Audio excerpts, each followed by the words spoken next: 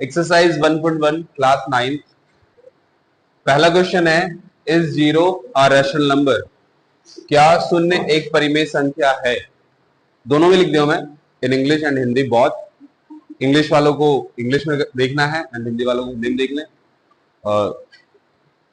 तो बात करते हैं क्या जीरो एक रैशनल नंबर है। सबसे पहले रैशनल नंबर होता कैसा है, परिमेय संख्या होता कैसा है।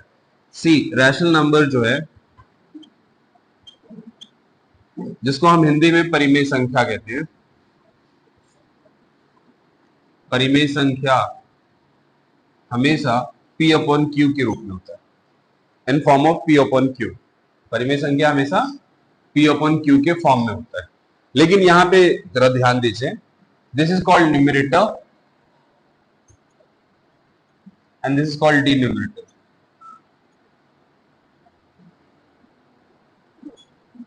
तो जो डिन्यूमरेटर है अंश और हर, हिंदी में लिख अंश तथा हर। जो डिन्यूमरेटर है मींस Q जो है, जिसको हम हिंदी में हर कह रहे हैं, never should be equal to zero.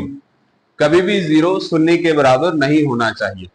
हमेशा P रहेगा, जीरो तो चलेगा, बट Q द डिन्यूमरेटर हर कभी भी जीरो के बराबर नहीं होना चाहिए। अगर वो जीरो के बराबर है तो वो रैशनल नंबर नहीं है। अब क्वेश्चन यही है कि क्या जीरो एक रैशनल नंबर है? तो हम कहेंगे हाँ है, क्योंकि हम Q को नहीं लिख सकते ना, जीरो, P को तो लिख सकते हैं। तो obviously we can say yes. हाँ, कैसे? ये देखिए ऐसे 0.1, 0.2, 0.3 एंड मेनी मोर। कितने एग्जांपल्स? तो yes it can be. Numerator हम ले सकते हैं जीरो, डिन्यूमरेटर नहीं ले सकते। अंश ले सकते हैं, हर नहीं ले सकते। तो आंसर होने वाला है हाँ। तो ये है हमारा पहला क्वेश्चन। क्वेश्चन नंबर 2, जिसमें कह रहा है फाइंड 6 रैशनल नंबर। 6 परिमेय संख्या ज्ञात करो। किसके बीच में? इन दो संख्याओं के बीच में, 3 और 4 के बीच में हमें 6 परिमेय संख्या, 6 रैशनल नंबर्स फाइंड करने। तो सबसे पहले हम नंबर देखते हैं, 3 एंड 4। 3 एंड 4 ये लग रहा है आपको रैशनल, क्योंकि रैशनल में P और Q दोनों होता है, means numerator should be also and denominator should be also. अंश और हर दोनों चाहिए। यहाँ पे अंश अंश तो है, हर नहीं है, तो कोई बात नहीं। हमें पता है जब हम किसी संख्या के नीचे एक लगाते हैं तो संख्या को बिल्कुल भी बुरा नहीं लगेगा। क्यों? क्योंकि जब हम उसे 1 से डिवाइड करेंगे तो उसकी वैल्यू वही होने वाली है। जैसे मान लीजिए आपके पास 100 रुपए है, 100 को हमने 1 से डिवाइड कर दिया तो वैल्यू 100 का 100 ही है, तो वैल्यू पे कोई इफेक्ट नहीं पड़ता है। 1 एक ऐसा नंबर है, अदर देन 1 कुछ भी रखेंगे आप डिनोमिनेटर में तो उस नंबर को बहुत ज्यादा वैल्यू पड़ने वाला है। तो इसलिए हम यहाँ पे 3 का 1 प्लेस कर लेते हैं डिनोमिनेटर में। इनको बुरा नहीं लगेगा, ना ही इनकी वैल्यू कम होगी। क्लियर है? अब हो गया ये रैशनल नंबर।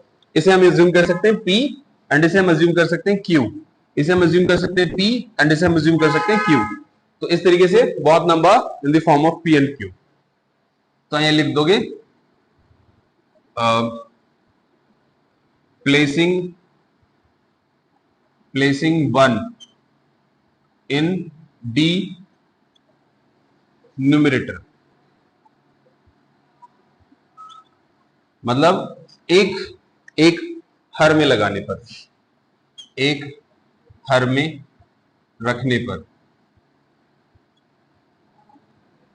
तो अब हो गया हमारा परिमेय संख्या, अब हो गया हमारा P rational number P upon Q के फॉर्म में। अब हमें क्या कितना रहा है रैशनल नंबर? रैशनल नंबर हमसे कह रहा है 6। रैशनल नंबर कह रहा है 6। तो जितना कह रहा है ना उससे एक अधिक लेंगे। क्या करेंगे? अगर यहाँ 6 कह रहा है तो हमने 6 से एक अधिक 7 लेना है। अगर 7 कहता तो एक और ऐड कर दो, 8 कहता तो एक और ऐड कर दो, 100 कहता तो एक और ऐड कर दो। तो 6 और प्लस 1 7। अब इस 7 का क्या करना है? जी हाँ, इस 7 को न्यूमरेटर डिनोमिनेटर से दोनों से मल्टी कर देना है, इसमें भी और इसमें भी। फिर आपके 6 रैशनल नंबर रेडी हो जाएंगे। तो 3/1 into 7/7 and 4/1 into 7/7। As simple. 3 7 जा 21, 7 1 जा 7, 4 7 जा 21, 7 1 जा 7। अब देखिए इनके बीच में कितने सारे नंबर आ रहे हैं। ये नंबर आ रहे हैं इनके बीच में, इधर लिख देता हूं मैं, 21/7, 22/7, 23/7, 24/7, 25/7, upon 7, 26 upon 7, 27 upon 7 and 28 upon 7। यानी कि इस डिजिट से इस डिजिट के बीच में आप गिन लीजिए 1 2 3 4 5 6, यही 6 रैशनल नंबर लाना था। ये वो 6 रैशनल नंबर है जो इन दोनों के बीच में आ रहा है, यही आपको फाइंड आउट करना था, जो हमने करके दिखा दिया है। अब कुछ बच्चे कहते हैं सर इसका ना आंसर नहीं मैच हो रहा है। जी हाँ, इस क्वेश्चन को करने के कई सारे मेथड्स हैं।